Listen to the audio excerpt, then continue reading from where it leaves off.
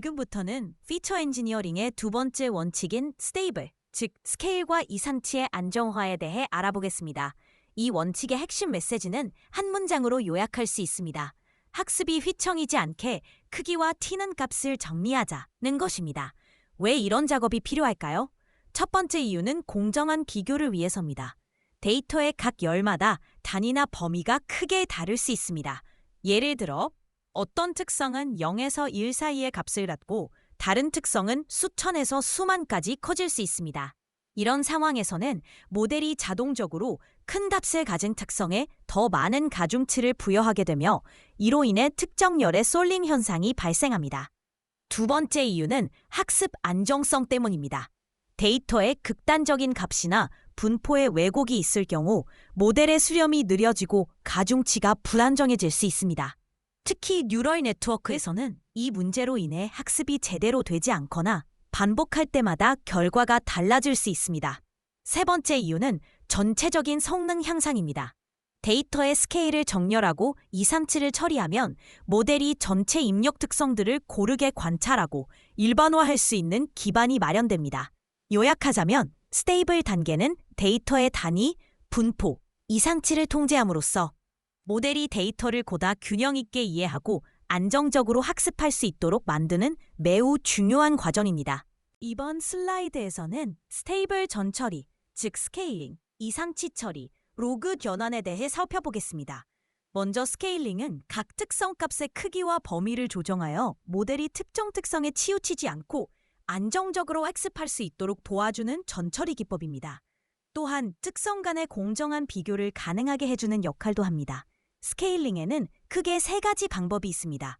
첫 번째는 정규화, 영어로는 노멀라이제이션이라고 하며 각 행, 즉 벡터의 길이를 1로 맞추는 방식입니다. 두 번째는 표준화, 영어로 스탠더디제이션입니다. 이건 열 기준으로 평균을 0, 표준 편차를 1로 맞춥니다. 표준화는 다시 두 가지 방식으로 나뉘는데요. 바로 스탠더드 스케일링, 그리고 로버스트 스케일링입니다. 특히 로버스트 스케일링은 이상치에 관한 방식입니다. 그리고 스케일링의 세 번째는 민막스 스케일링입니다. 모든 값을 0에서 1 사이로 압축해줍니다. 초기 실험 단계나 거리 기반 모델에서 자주 활용됩니다. 이제 스케일링 외에도 모델 학습을 안정화하기 위해 중요한 두 가지 기법이 있습니다. 바로 이상치 처리와 로그 변환입니다. 이상치 처리, 영어로 아웃라이어 핸들링은 극단적인 값을 자르거나 완화해서 분석 결과가 왜곡되지 않도록 도와줍니다. 마지막으로 로그 변환, 즉 로그 트랜스폼은 매출이나 방문 수처럼 값의 범위가 매우 클 때 큰 값의 간격을 압축해주는 역할을 합니다. 이렇게 다양한 전처리 기법을 적절히 조합하면 보다 안정적이고 공정한 학습이 가능해집니다. 앞선 다양한 안정화 기법을 이야기했는데요. 지금부터는 몇 가지를 더 구체적으로 살펴보겠습니다. 우선 정규화입니다.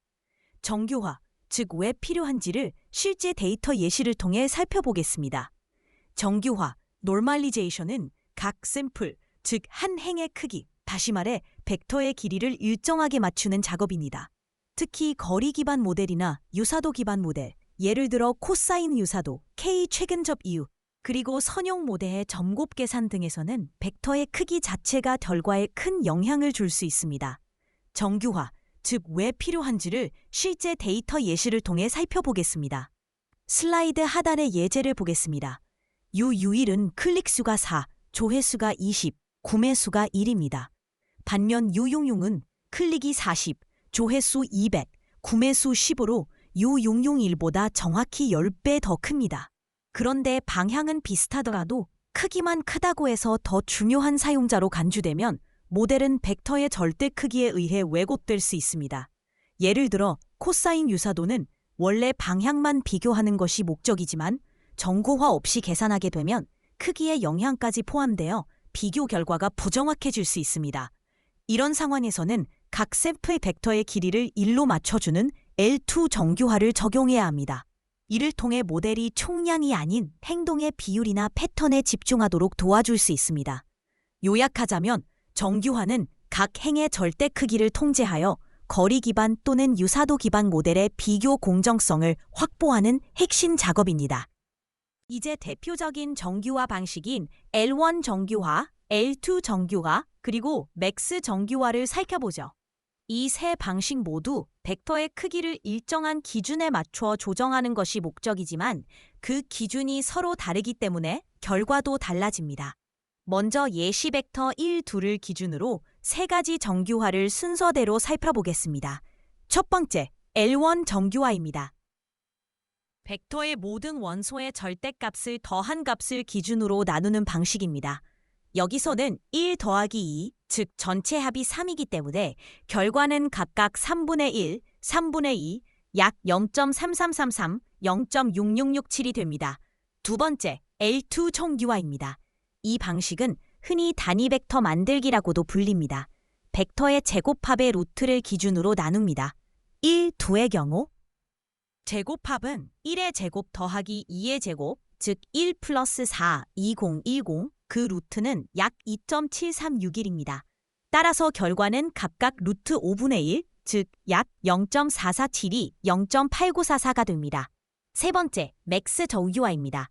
이 방식은 벡터에서 가장 큰 값, 즉 최대값을 1로 맞추는 방식입니다. 2에서 최대값은 2이므로 각각의 2로 나눈 결과는 0.5, 1.0이 됩니다. 이처럼 같은 벡터라도 어떤 정규화 방식을 선택하느냐에 따라 결과값의 분포가 달라지며 그에 따라 모델의 입력 해석도 달라질 수 있습니다. 특히 L2는 방향 기반 비교에서 많이 사용되고 L1은 희소성을 유지하고 싶을 때, 맥스는 가장 큰 값 기준으로 상대 비교가 필요할 때 유용합니다. 실전에서는 사용하는 모델의 특성과 목적에 맞게 정규화 방식을 선택하는 것이 중요합니다. 지금까지 우리는 정규화의 개념과 방법을 살펴보았습니다. 이제 정규화가 특히 중요한 상황과 모델 종류를 정리해 보겠습니다. 첫 번째는 코사인 유사도나 K 최근접 이웃, 즉 KNN과 같은 모델입니다. 이 모델들은 벡터의 방향 비교가 핵심이기 때문에 벡터의 길이는 오히려 방해 요소가 됩니다. 예를 들어 동일한 행동 패턴이라도 총량이 다른 경우 정규화를 하지 않으면 크기가 큰 벡터가 유사도 계산에서 유리하게 작용할 수 있습니다. 그래서 이런 모델에서는 L2 정규화로 벡터의 길이를 1로 고정해주는 것이 매우 중요합니다. 두 번째는 텍스트 처리에서 사용되는 TF, 즉 Term Frequency 또는 TF-IDF와 같은 표현에서 유용할 수 있습니다. 문서마다 단어수, 즉 문서 길이가 제각각이기 때문에 간어 빈도를 직접 사용하는 경우엔 길이가 긴 문서가 과도한 영향을 미칠 수 있습니다. 이때 L2 정규화를 적용하면 문서마다 벡터의 길이가 동일해져 비교의 공정성이 확보됩니다. 세 번째는 거리 기반 군집 알고리즘, 예를 들어 K-mins입니다. 이 경우 샘플 간의 거리 계산에 따라 클러스터의 중심이 정해지는데 벡터의 크기 차이가 클수록 중심 계산이 왜곡될 수 있습니다. 따라서 L2 정규화를 적용해 크기의 영향을 줄이는 것이 일반적인 권장 방식입니다. 마지막으로는 일부 특성의 크기가 지나치게 큰 경우입니다. 예를 들어 하나의 특성이 다른 모든 특성보다 수십 배 크다면 모델은 그 특성 하나에만 과도하게 집중하게 됩니다. 이런 상황에서는 맥스 정규화나 L1 정규화를 통해 상대적인 비중을 재조정해 주는 것이 좋습니다. 요약하자면 방향 비교가 핵심인 모델에서는 L2 정규화, 문서 벡터, 거리 기반 모델, 비율 재조정이 필요한 상황에서는 상황에 맞는 정규화 방식을 통해 결과의 공정성과 안정성을 확보할 수 있습니다. 지금부터는 스케일링 중 표준화에 대해서 알아보죠. 우선 표준화가 왜 필요할까요? 먼저 간단한 예시를 보죠. 표를 보면 각 열마다 값의 단위와 범위가 서로 다릅니다. 키와 몸무게는 수십 대 수백 단위, 시간과 클릭 수는 0에서 수백, 수입은 수만에서 수십만, 별점은 0에서 5 사이죠. 이처럼 스케일이 서로 다르면 거리 기반 모델이나 기울기를 사용하는 알고리즘에서 값이 큰 특성이 모델을 지배하게 됩니다.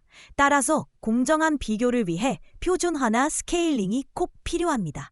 따라서 스케일 차이가 큰 경우 특정 특성이 모델 학습에 과도하게 영향을 주는 문제가 생깁니다.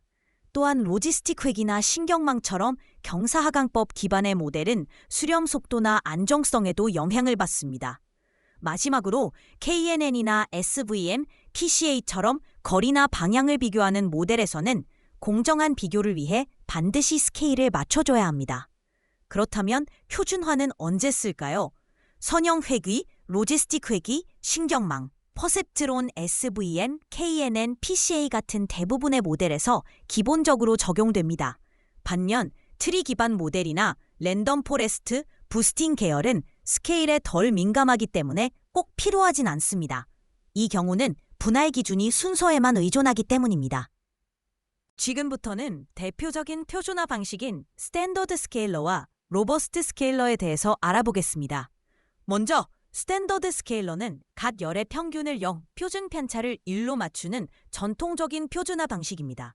이 방식은 데이터가 정규 분포에 가깝고 이상치가 많지 않을 때 적합합니다.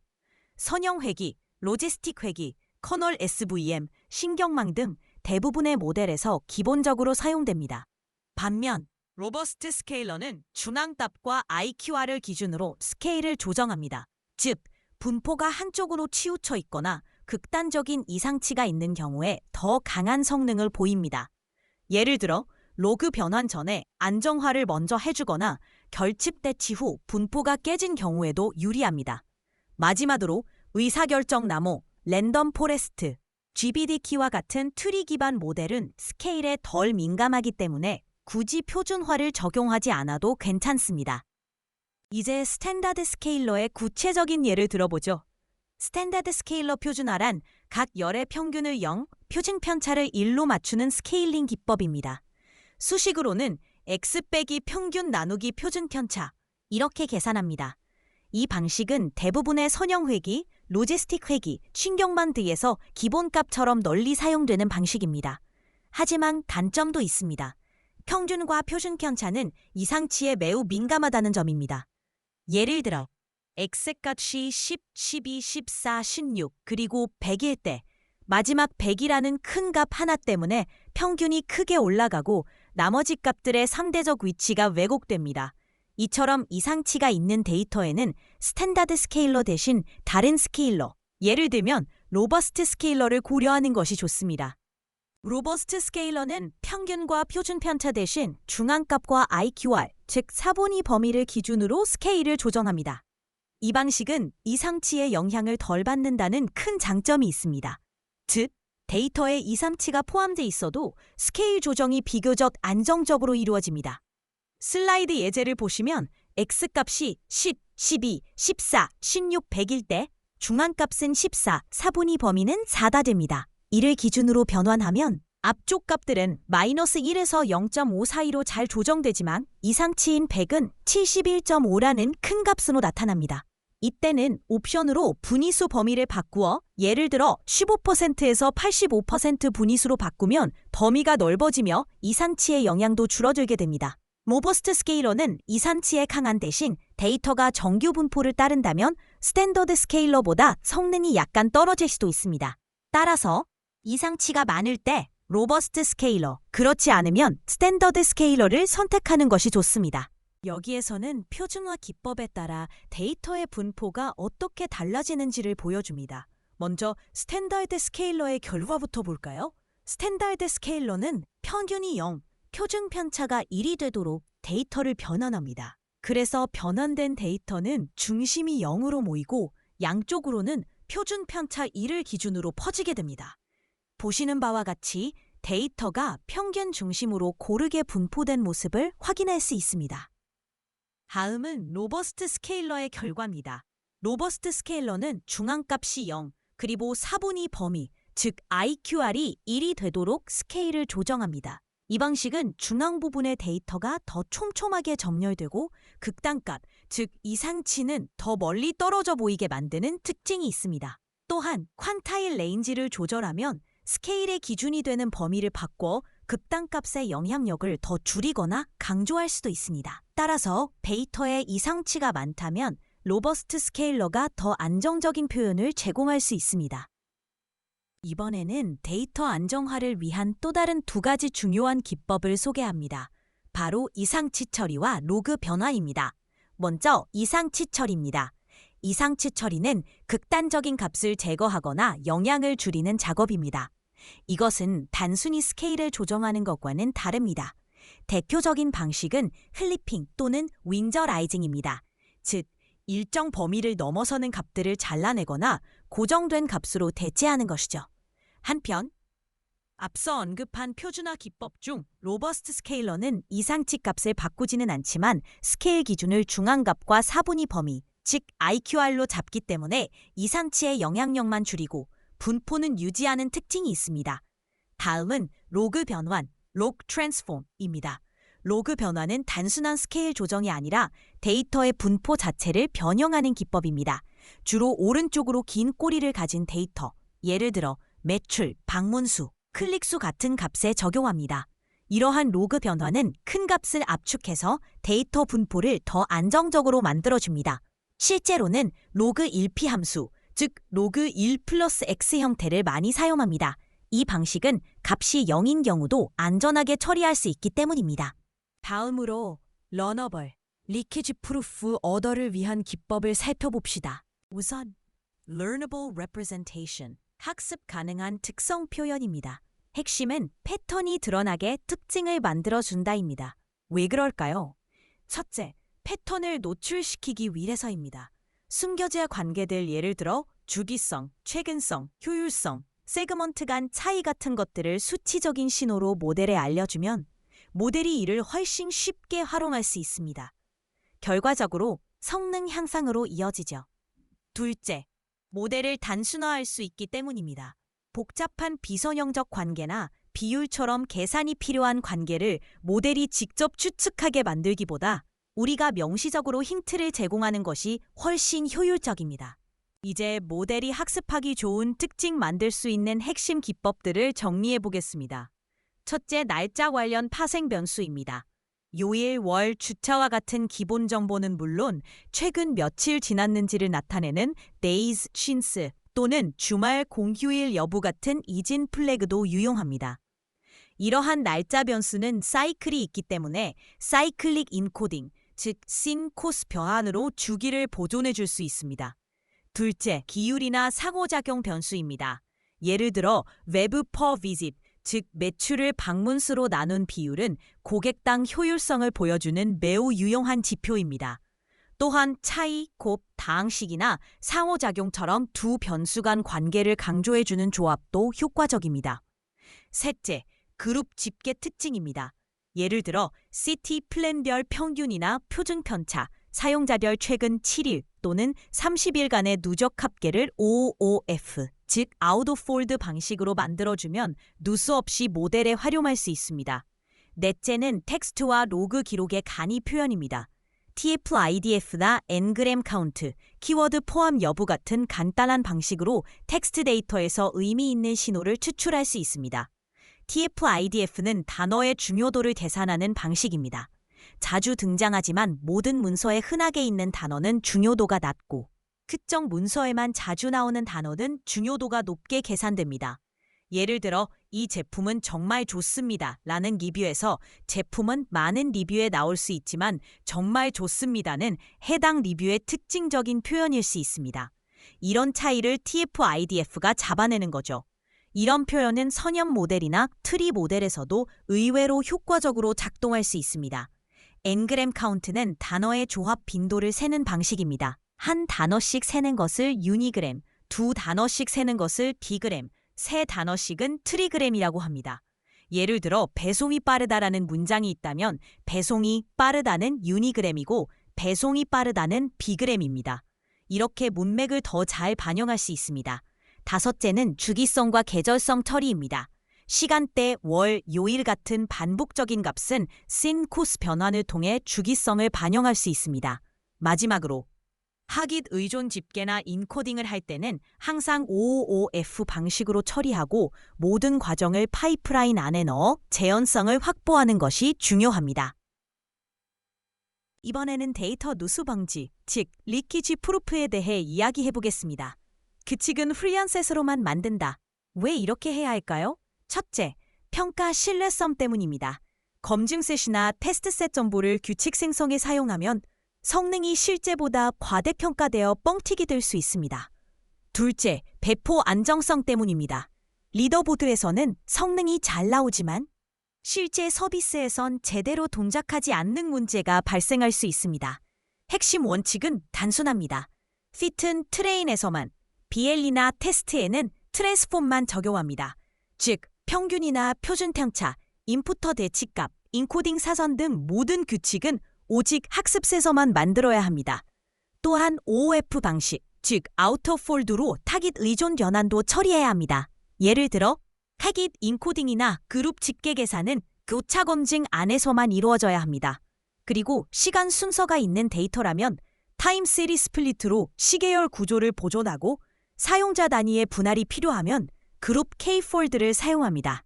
마지막으로 실수를 줄이기 위해 전처리 전체를 파이프라인이나 컬럼 트랜스포머 안에 넣고 핏은 반드시 교차 검증 내부에서만 이루어지게 구성하세요. 데이터 누수는 모델보다 위험합니다. 항상 훈련셋만으로 규칙을 만든 다음 원칙을 지켜주세요. 이번에는 전처리와 모델링 과정에서 항상 같은 순서로 흐르게 하는 것, 즉 고정된 처리 순서의 중요성을 살펴보겠습니다. 항상 같은 절차로 흐르게 해라. 이 원칙은 재현성과 누수 방지, 협업의 일관성을 위해 꼭 지켜야 합니다. 왜 필요한가요? 첫째, 재현성과 신뢰성 때문입니다. 같은 데이터, 같은 코드인데도 결과가 바뀐다면 문제가 있습니다. 둘째, 누수 차단 자동화를 위해서입니다. 단계를 명확히 나누면 핏과 트랜스폼 경계를 확실히 지킬 수 있습니다. 셋째, 협업과 배포에도 유리합니다. 한번 정한 절차를 어디서든 똑같이 적용할 수 있습니다. 그럼 어떤 순서로 진행해야 할까요?